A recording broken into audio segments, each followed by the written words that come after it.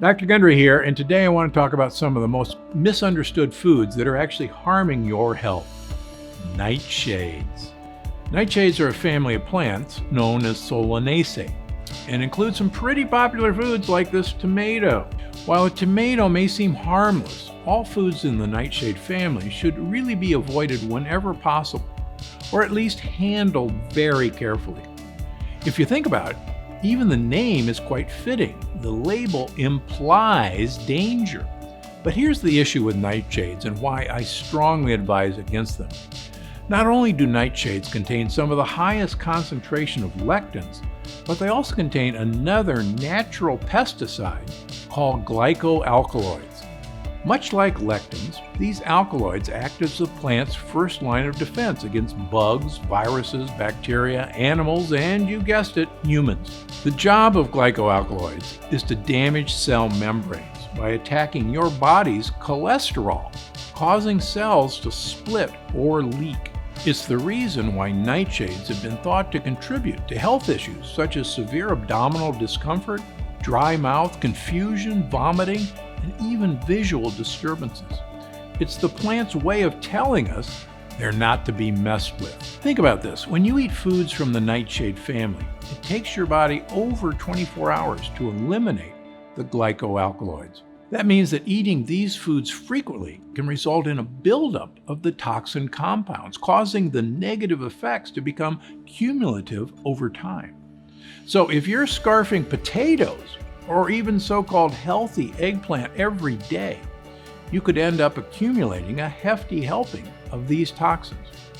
Of course, some of us are more sensitive to these toxins than others and may experience more immediate disturbances after eating nightshades. But even if you're eating nightshades without noticeable symptoms, their toxic compounds are still going to work in your body and can contribute to some pretty serious health issues over time. The good news is, by avoiding nightshades entirely, you're also avoiding their dangerous effects and reducing your chances of developing some pretty serious health conditions down the road. But I get it, tomatoes are delicious, and they're not the only truly delicious nightshade out there. That's why I want to talk about a few nightshade hacks for whenever you want to enjoy these fruits and veggies worry-free. Take this tomato for example. Despite popular belief, it's actually a fruit, and it's likely been a part of your diet for years. If you've been following me for a while now, you probably already know that the tomato is full of lectins. You may have also heard me say that tomato lectins are most heavily concentrated in the skin and the seeds. But when it comes to tomatoes' glycoalkaloids, know that they are found throughout the entire fruit. So, while removing the skin and seeds may rid you of some of the lectin content, it won't do much for the other toxic compounds. That's why I suggest using extreme moderation with even peeled and seeded tomatoes, or pressure cooking them thoroughly before eating. Another veggie mistaken food is the eggplant. Yep, it's also a fruit, and unfortunately it's also a deadly nightshade, which means it's time to give this fruit the boot. But if this is a hard one for you to give up, you can peel and pressure cook them to remove some, but not all of the toxins. Even then, make sure you do so only in moderation. Goji berries are another fruit within the nightshade family. Now, I know you've probably been told all about the effects of this so-called superfood, including the claims to help you experience everything from weight loss to improved skin and eye health. But the truth is, goji berries are full of toxic allergens, as well as loads of sugar. And while they may contain some beneficial vitamins and minerals, these nutrients are largely outweighed by their dangerous lectin and alkaloid content. So next time you see goji berries touted as a superfood, don't buy it. In fact, don't buy goji berries at all.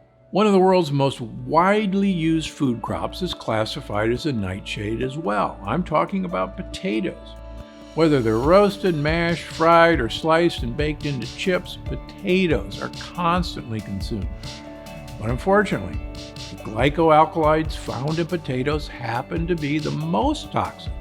So it's best to avoid them altogether. But if you must indulge in potatoes, make sure to pressure cook them. And again, only in extreme moderation. Now, I should remind you, some foods with potatoes in the name aren't potatoes at all and are actually good for you. Sweet potatoes are not on the Nightshade veggie list at all and can actually be a part of a healthy diet.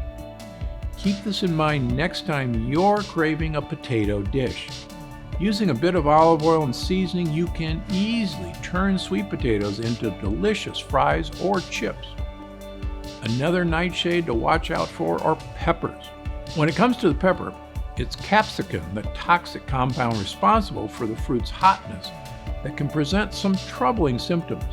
And of course, peppers are also full of lectins, which is why all forms of peppers are on the no list. This means you should avoid red pepper flakes as well. They're literally the seeds and skins of hot peppers. Talk about a lectin party. Now, the last nightshade I'll talk about today is actually a vegetable, and it's one you definitely heard of, the tobacco leaf. Of course, you know the ingestion of smoke from tobacco products can cause major diseases and may even result in death. Turns out, the nicotine found in tobacco is a glycoalkaloid. It therefore contributes to the vast negative effects of tobacco. Interestingly, the tobacco leaf isn't the only nightshade that contains nicotine. Smaller amounts are also found in unripe versions of tomatoes, potatoes, green pepper, and more. The list of nightshade veggies does go on, but if you can start by avoiding these 6 foods, or at least peeling, deseeding, and pressure cooking them thoroughly, you'll be taking a huge step towards improving your health. The thing is, nightshades are a toxic food group, and having a sensitivity to them is more common than you think. So, ditch these nightshades and other lectin-laden foods like grains and legumes and see what effect it has for you. I guarantee you'll be glad you did. And if you need some help along the way, check back in. I provide plenty of healthy food swaps and lectin-free recipes right here on my YouTube channel. I'm Dr. Gundry, and I'm always looking out for you.